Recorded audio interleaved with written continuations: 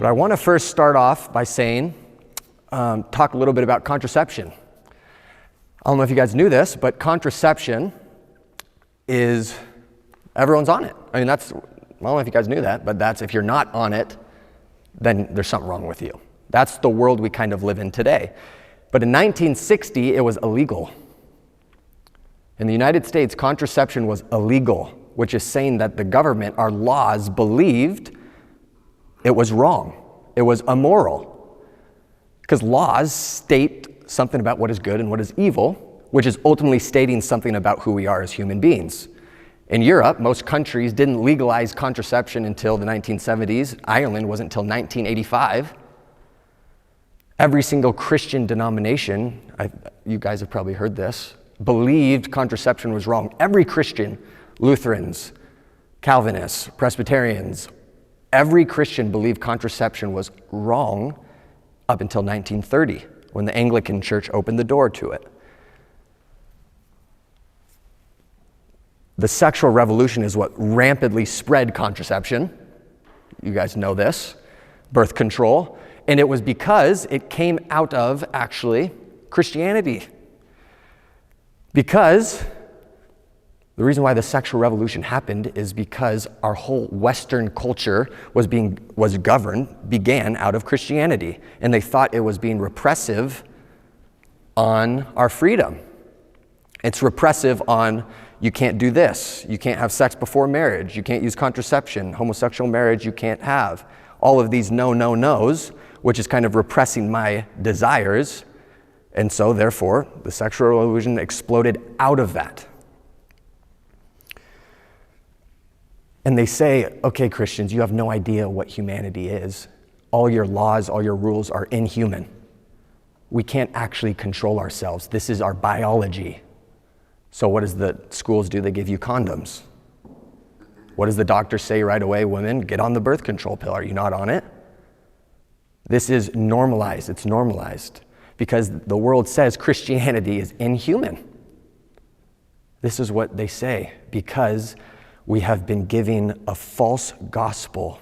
Not all Christians are Catholics, I'm not going to say that, but there has been a false gospel that has meant that religiosity or holiness is to do this and don't do this, this, and this, and just do this. The new evangelization now, the church says, is this word.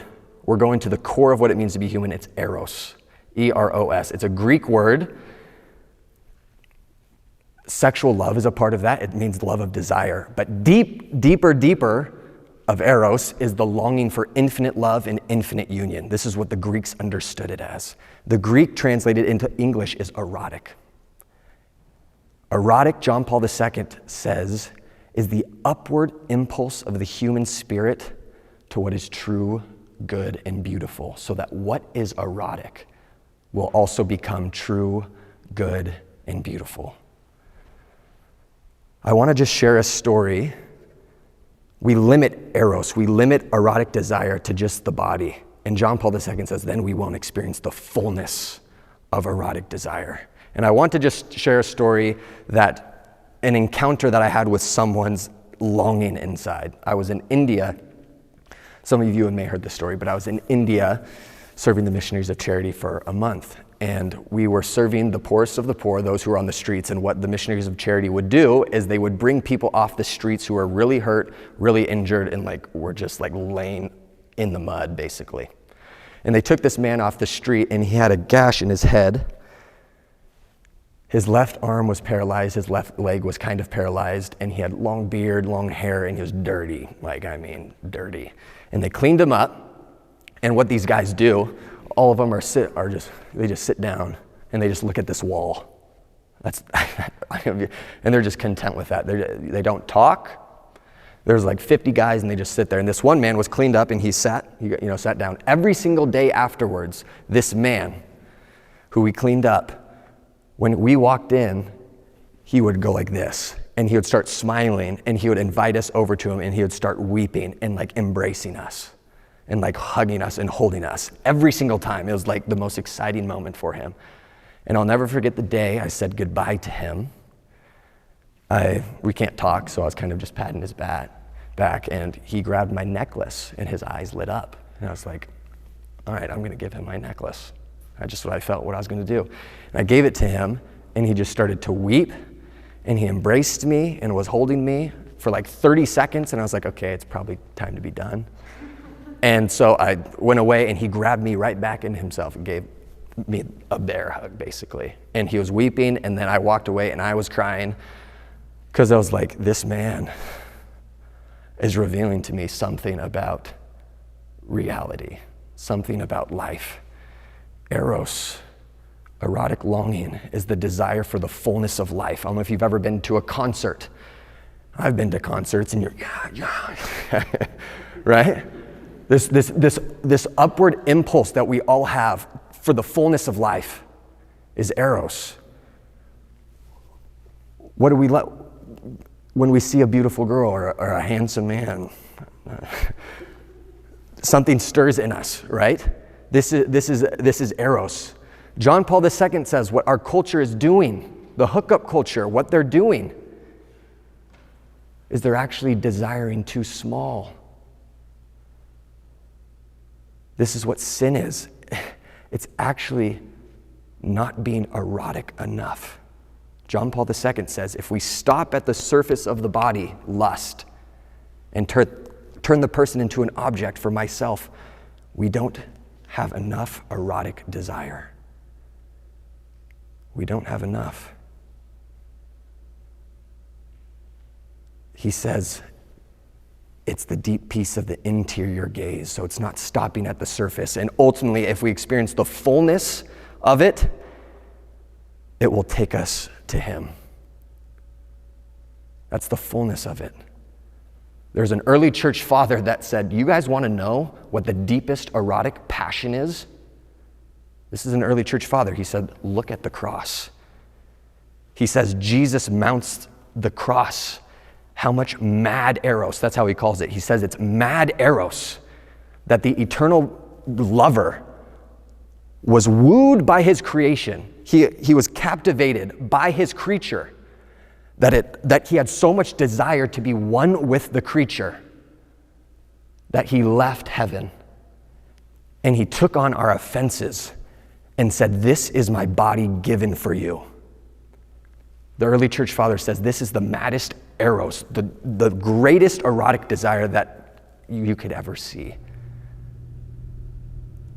It's what the culture says. This is my life. This was me, and I took my erotic passion, my desire for love and union, infinite love and union, towards my girlfriend in high school.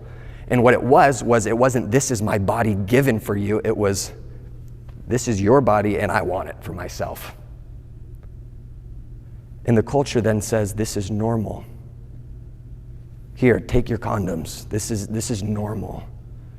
Christianity says, no, you're not desiring enough.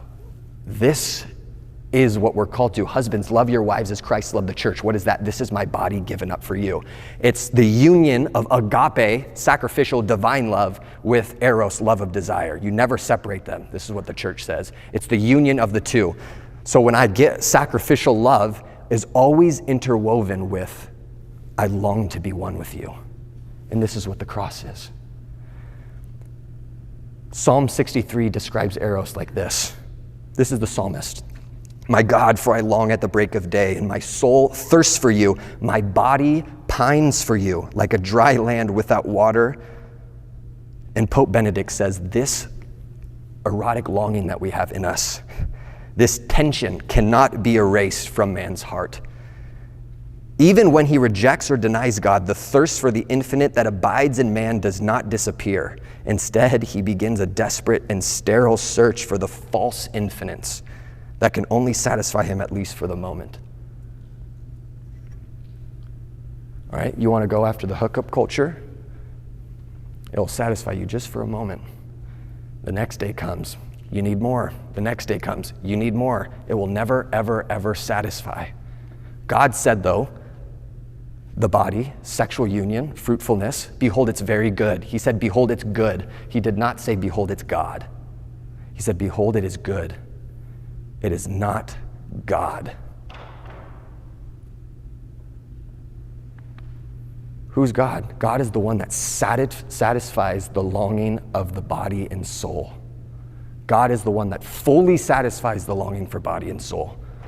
God created marriage. He created sexual union. It's his. It's his. He said, behold, it's good, but it's just a taste. All the goodness of creation, all the pleasures of creation, God created. He said it's good, but it's not God. It's meant to awaken in us a deeper eros, a deeper longing, which is one for divine love, for infinite love. And this is what the saints did. I want to just say, the saints are the most erotic people that have ever existed on earth. Holiness, something that I felt in prayer when I was thinking about this, holiness is not stuffing our passions and just, hey, I'm going to go to Mass. Gosh, I look great going to Mass. No, holiness is getting drunk on love. It's getting absolutely drunk and intoxicated on eternal love. This is what the apostles did in the upper room. Jesus appeared to them and said, receive the Holy Spirit, receive the Holy Spirit. They came out in the morning and these people were accusing them, gosh, look, they're drunk. Scripture actually says this. You're drunk. What were they? They were intoxicated on eternal love. St. Catherine of Siena, doctor of the church, would receive the Eucharist, and she would be laying in the pews for days in ecstasy. And the priest sometimes would have to actually refuse her the Eucharist because he knew she would be in ecstasy for days in the pews. Christianity is not what the world says. The false gospel is one that represses our longing, represses our eros.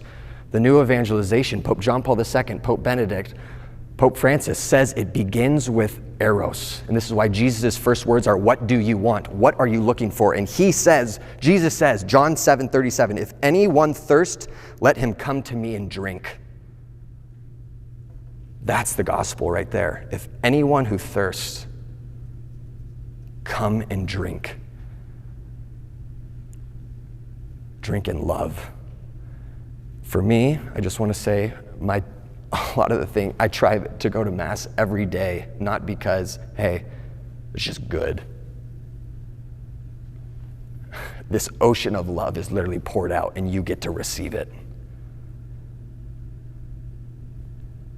I literally started waking up every morning like infinite love is a block away and it's free.